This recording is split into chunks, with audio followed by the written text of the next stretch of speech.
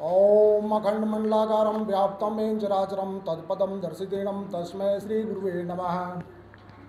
हमारे ज्योतिष गुरु श्री दीपक विसारिया जी को चरण स्पर्श करता हूँ, राव सर की वंदना करता हूँ। उपस्थित मित्रों को नमस्कार।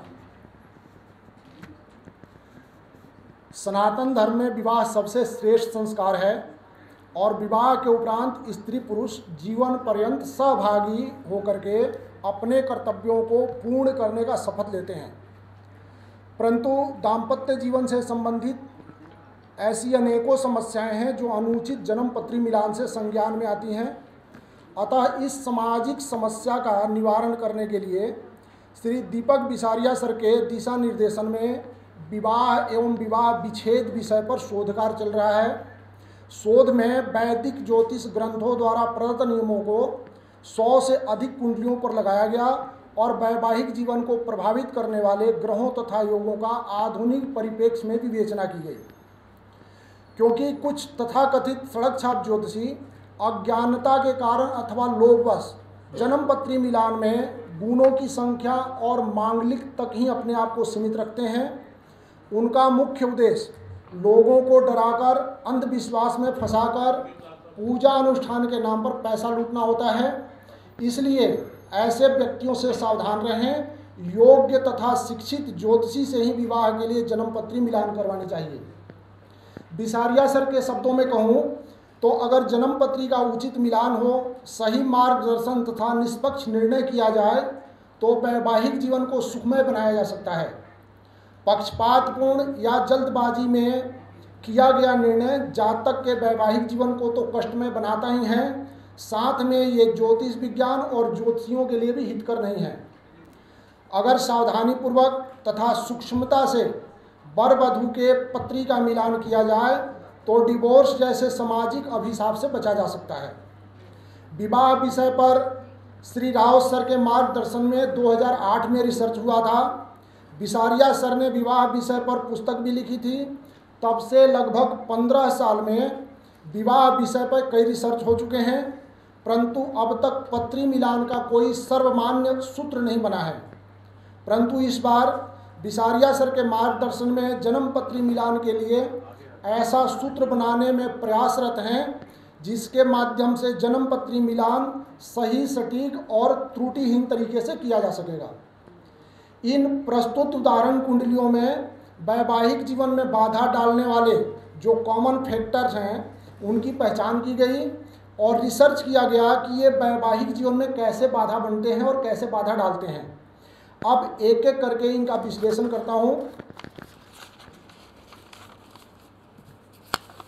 सबसे पहले मांगलिक विचार। शास्त्रों में कहा गया है लग्ने व्यय च पाताले जामित्री चाष्टमे कुजे कन्या भर्तु विनाशाय भर्ता पन्नी विनाशकृता। अर्थात लग्न या चंद्रमा से लग्न में चतुर्थ में सप्तम, अष्टम या द्वादश भाव में मंगल हो तो मांगलिक योग बनता है। ये अगर पुरुष की कुंडली में योग हो तो कन्या के लिए हानिकारक और कन्या के पत्री में हो तो पुरुष के लिए हानिकारक होता है। प्रस्तुत उदाहरण कुंडलियों में लगभग 70% से अधिक पत्रियां मांगलिक हैं और दंपति भी मांगलिक हैं, परंतु इनमें वैवाहिक जीवन कष्टमय रहा। इस उदाहरण में 6 जन्म पत्रियां ऐसी हैं, यानी 6 पेयर ऐसे हैं जिसमें मांगलिक दोष नहीं है, यानी पति पत्नी परस्पर मांगलिक नहीं है, लेकिन उनको भी वैवाहिक जीवन में कष्ट का सामना करना पड़ा। इस प्रकार हम लोगों ने ये निष्कर्ष निकाला कि सिर्फ मांगलिक का मिलान कर देना, यानी पति पत्नी दोनों मांगलिक हैं तो उनका वैवाहिक जीवन सुखमय हो जाएगा, इसकी कोई गारंटी नहीं है। इसके अगले में देखेंगे गुण मिलान, यानी अष्टकुट गुण मिलान। अष्टकुट गुण मिलान के बारे में कहा गया है वर्णो वस्य तथा तारा योनि च ग्रह मैत्रिकम गण मैत्रम भकूटम च नाड़ी येते गुणाधिका। यानी वर्ण, वस्य, तारा, योनि, ग्रह मैत्री, गण मैत्री, भकूट और नाड़ी, ये 8 प्रकार के अष्टकुट मिलान होते हैं। इनके मिलान में अधिकतम 36 गुण मिलता है और 18 गुण से अधिक गुण मिलना शुभ या कल्याणकारी माना जाता है। पत्री में देखेंगे जो प्रस्तुत रिसर्च है इसमें 72% से अधिक पत्रियों में 18 या इससे अधिक गुण मिलता है, लेकिन इनको वैवाहिक जीवन में दुख का या कष्ट का सामना करना पड़ा। इससे ये तात्पर्य निकलता है कि गुण मिलान 18 से अधिक हो तो सुखी जीवन के लिए गारंटी है, इसकी भी कोई श्योरिटी नहीं है। अगला है एक पास योग लिया हम लोगों ने, ये नभस योग से संबंधित पास योग है। नभस योग में 32 योग होते हैं, जिसमें सांख्य योग 7 प्रकार के होते हैं, जिसमें गोल, युग, शूल, केदार और 5वां होता है पास। पास योग यानी जब 5 भावों में सारे ग्रह हों, 5 भावों में जब सारे 7 ग्रह हों तो पास योग बनता है।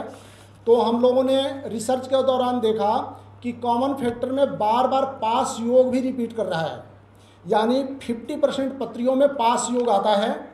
पास योग का वर्णन है बृहत्पराशर होरा शास्त्र में, पासे बंधन भाजः कार्य दक्ष प्रपंच कारका बहुभाषिनो बीशिला बहुभृत्या संप्रतन आश्रह, यानी पास योग में जन्मा जातक बंधन का भागी, कार्य में दक्ष परंतु प्रपंची, बहुत बोलने वाला, शीलहीन, बहुत नौकर वाला और बहुत परिवार वाला होता है।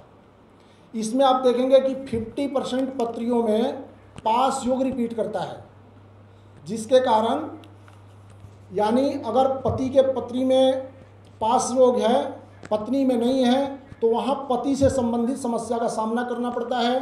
कुल मिला के दाम्पत्य जीवन कष्टपूर्ण और कलेशपूर्ण बना देता है। अगला हम लोगों ने लिया सप्तम भाव में, अष्टक वर्ग के सप्तम भाव में अंकों की संख्या।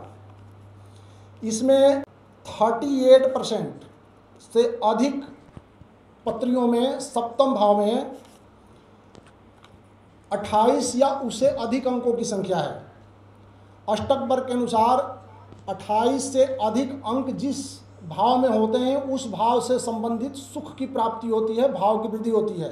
38 से ज़्यादा % पत्रियों में अष्टक वर्ग में 28 से अधिक अंक हैं, लेकिन उनको भी वैवाहिक जीवन में दुखों का सामना करना पड़ा।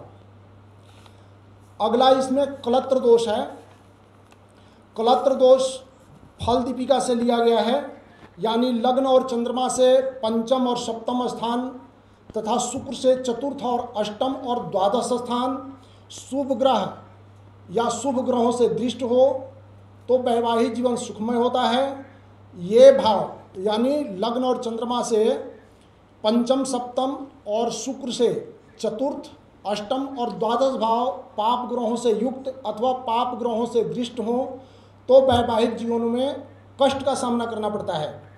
इसमें आप देखेंगे कि 99% पत्रियों में कलत्र दोष उपलब्ध है।